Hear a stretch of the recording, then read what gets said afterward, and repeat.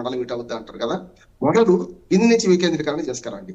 ఇప్పుడు ఒక దానికి ఆద్యులైనప్పుడు దాన్ని జ్ఞాపకం చేసుకుంటున్నావా లేదా? ఎన్టీ రామారావు గారు మండల వ్యవస్థ తీసుకొచ్చడం వల్ల వికేంద్రీకరణ జరిగింది అంటున్నాం. ఇప్పుడు మండలాలు ఆనాడు 1004 మండలాలు మొత్తం రాష్ట్రంలో ఉంటే ఇవాళ ఏ రాష్ట్రానికి ఆ రాష్ట్రం 600 మండలాలు అయినాయి కదా. అందుకని కింది నుంచి వికేంద్రీకరణ చేసుకురండి. మండలాలు ఏమైనా కొత్త ప్రతిపాదన ఫస్ట్ అక్కడ చేయండి. ఆ తర్వాత నియోజకవర్గాలను పార్లమెంటు అసెంబ్లీ మన చేతిలో లేదు, రాష్ట్ర ప్రభుత్వం చేతిలో లేదు. అది జరగాల్సింది కేంద్ర ప్రభుత్వం నుంచి డిలిమిటేషన్ జరగాల్సింది. కనుక దయచేసి దీన్ని ఈ కందిరీగ తుట్టని కదిలిస్తే మళ్ళీ అసలుకే మోసం వస్తుంది. జనాభా లెక్కలు పూర్తి చేయనియండి, నియోజకవర్గాల పునర్విభజన జరగనియండి. అప్పుడు కనుక జిల్లాలు మారిస్తే సరిగ్గా ఉంటుంది అంటున్నాను.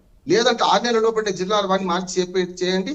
అప్పుడన్నా ఒకే జిల్లాలో ఒక మాట ఉంది చందు, మనకు ఒకే జిల్లాలో నియోజకవర్గాలు కూడా జిల్లా దాటిపోవద్దు. అది అసెంబ్లీ కావచ్చు, పార్లమెంట్ కావచ్చు. పార్లమెంట్ గతంలో జిల్లాలు దాటిపోయినా ఉన్నాయి. గుంటూరులో 4 పార్లమెంట్ నియోజకవర్గాలు ఉన్నాయి, గుంటూరు పాత జిల్లా చూసుకుంటే. కానీ ఇప్పుడు అక్కడ లేదు కదా. అందుకనే ఇవన్నీ కూడా నియోజకవర్గాలు ఏర్పాటు అయినాకన్నా అంటే ఏది ముందు ఏది వెనక ఆలోచన చేయండి. 6 నెలల లోపల మొదలు చేస్తేనేమో నియోజకవర్గాలు జిల్లాలు దాటిపోవు. కాదు దాని తర్వాత చేసిన అనుకోండి, అప్పుడు వాళ్ళ ప్రకారమే చేసుకుంటూ రావచ్చు కదా. 9వ 10వ ఒక పార్లమెంట్ నియోజకవర్గంలో. దయచేసి ఇది ఎప్పటికప్పుడు మార్చేది కాదు, ఎప్పటికప్పుడు చేసేది కాదు. నియోజకవర్గాలు మారుతుంటాయి, కానీ జిల్లాల సంఖ్య పెంచండి, జిల్లాలను అందరి సంతృప్తి పరచండి, జిల్లాలను శాశ్వతంగా ఉండేటట్టు చేయండి. ఒక 200 దాకా మళ్ళీ మార్చకుండా ప్రయత్నం చేయండి. మీ రాజకీయం కోసం ప్రభుత్వాలు శాశ్వతం చెందు, పార్టీలు శాశ్వతంగా. ఇవాళ వీళ్ళు ఉన్నారు, రేపు ఇంకోరు వస్తున్నారు. కానీ ప్రభుత్వాలు శాశ్వతమైనప్పుడు జిల్లా కేంద్రంలో మౌలిక వసతులు కల్పించాల్సిన బాధ్యత ఇది కదా. ఇప్పుడు అద్దె భవనాలు ఉన్నారా, ఎట్లా ఉన్నారు తర్వాత సంగతి. ప్రతి జిల్లాకు కలెక్టరేట్ ఉండాలి. ఎందుకంటే 4 ఏళ్ళు కట్టుకోవాల్సిందే కదా మనం కదా. రైట్ రామ్మోహన్ గారు, అదే అడగపోతున్నా. ఉద్యోగాలు అవి పెరిగి ఖర్చు పెరుగుతుంది. ఎందుకంటే ఇప్పుడు ఉద్యోగాల సంఖ్య పెరగాల్సింది, జిల్లాలలో మౌలిక సౌకర్యాలు పెంచాల్సిన అవసరం ఉంది. ఏం జరిగింది అంటున్నాను. అందుకనే శాశ్వతమైన పరిష్కారం ఆలోచించేయండి తప్ప మీ సచివాలయ ఉద్యోగాలు ఇచ్చి గ్రామాన ఏర్పాటు చేసినటువంటి ఒక మాటనన్నా గౌరవంగా చెప్పలేకపోతారు సార్ రామ్మోహన్ రావు గారు. 130,000 మందికి భారతదేశంలోనే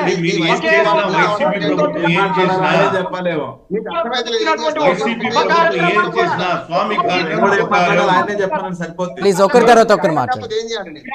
సచివాలయాన్ని ఏర్పాటు చేసి ప్రజలకి దగ్గరకు తీసుకుపోయినటువంటి పరిస్థితి చేయలేదంటారేంది సార్ మీరు? 130,000 మంది సచివాలయ ఉద్యోగాలు ఇచ్చినమాట వాస్తవమా కాదా? మిమ్మల్ని కాదు, వీళ్ళని కూడా అడుగుతున్నాను. 1 year అయింది, మీరు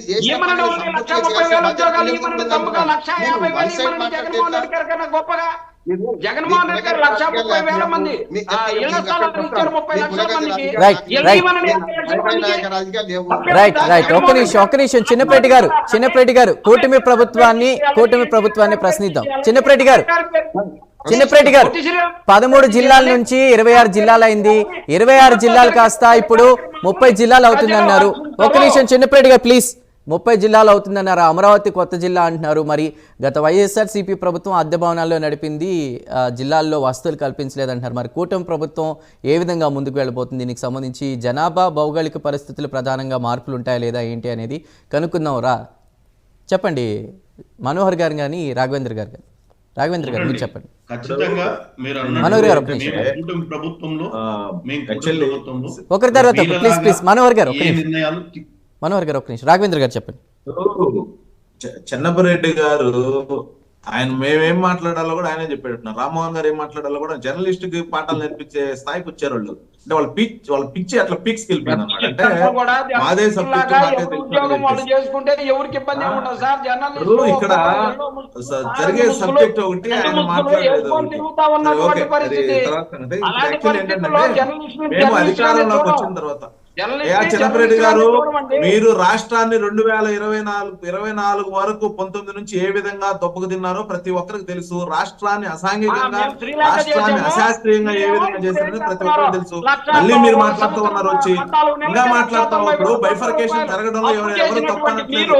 ప్రజలు పెరిగారు, జనాభా పెరిగింది, విస్తీర్ణ ప్రకారంగా జనాభాని బైఫర్కేషన్ చేయమని చెప్పేసి అడిగాం. కానీ జిల్లాలు మీరు ఏ లెక్కలో మార్చారు? ఒకరికొకరు ఒక్కొక్కరు 100 కిలోమీటర్లు 150 కిలోమీటర్లు రావడానికి వాళ్ళకి ఏమైనా ట్రాన్స్పోర్టేషన్ ఏర్పాటు చేశారా? ట్రాన్స్పోర్టేషన్ వెహికల్స్ ఉన్నాయా?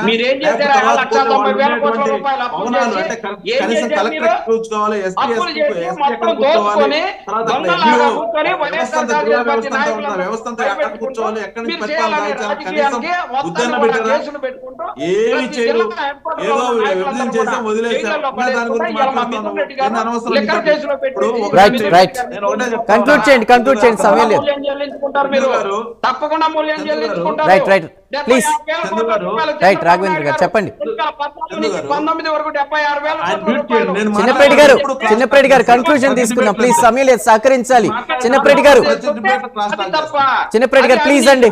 చిన్నప్రెడ్డి గారు ప్లీజ్. రాఘవేంద్ర గారు కంక్లూడ్ చేయండి. ఈ ప్రభుత్వము అధికారంలోకి వచ్చిన తర్వాత మేము ఎప్పుడైతే ప్రజలకు ఏమైతే హామీలు ఇచ్చామో రాష్ట్రంలో ఉండే భౌగోళిక పరిస్థితులు కానీ అక్కడ ఉండే స్థానికత పరిస్థితులు కానీ ప్రతి ఒక్కటి కూడా కన్సిడర్ చేసి ఈ జిల్లా బైఫర్కేషన్ చేయడానికి ముందుకెళ్తా ఉన్నాం. అయితే మేము గతంలో రాష్ట్రంలో ఎలక్షన్ ముందు కానివ్వండి, లోకేష్ గారు ఇవ్వగలం అప్పుడు కానీ, పవన్ కళ్యాణ్ గారు తిరిగేటప్పుడు కానివ్వండి, అనేకమైనటువంటి ఇబ్బందులు, అనేకమైనటువంటి సమస్యలు ఈ జిల్లాల బైఫర్కేషన్ ద్వారా మా నోటీస్ రావడం జరిగింది. ఆ టైంలో దాని ప్రకారంగా హామీలు ఇవ్వడం జరిగింది.